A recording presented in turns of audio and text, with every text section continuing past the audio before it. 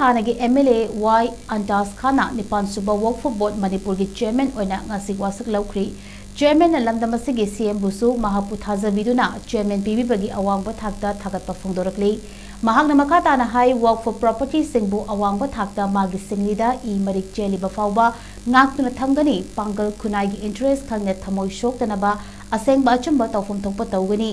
mahakna makha tana hai 8th Suba Waqf Board Manipura Anoba Umid Ek ki matung inna non-Muslim ani member oina khalakpase thamoida nungaitaba fawi adubu hena thamo shoklibadi suksoi soidana Muslim khaki oina khalladaba reserve oina leiraba Muslim member mari khalladobada political mileage launaba hotnabada kana gumba mioi kharana insinduna